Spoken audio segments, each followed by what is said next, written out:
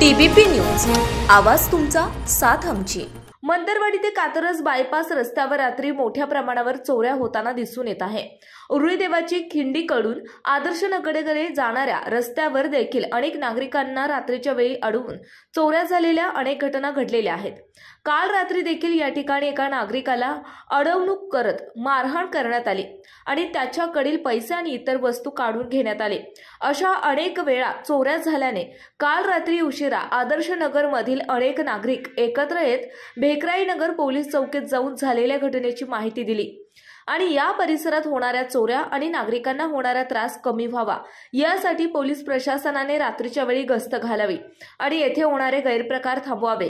या चोरीच्या घटनेने आणि मारहाणीच्या प्रकाराने नागरिक भयभीत झाले असून पोलीस प्रशासनाने या गोष्टीचा गांभीर्याने विचार करून सदर होणारे प्रकार रोखण्यासाठी योग्य ती उपाययोजना करावी आणि नागरिकांना दिलासा द्यावा अशी मागणी उरुळी देवाची आणि आदर्श नगर परिसरातील ग्रामस्थांनी पोलीस प्रशासनाकडे केली आहे।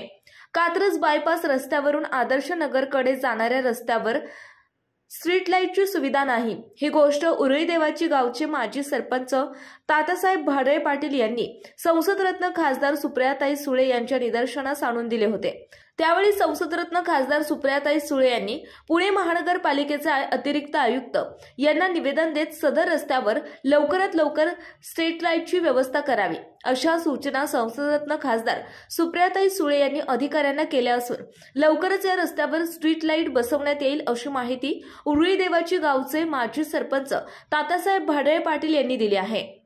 आपल्या भागातील महत्त्वाच्या आणि ताज्या बातम्या पाहण्यासाठी आजच टीबीपी न्यूज चॅनलला यूट्यूबवर सबस्क्राइब करा आणि बेल आयकॉन प्रेस करा।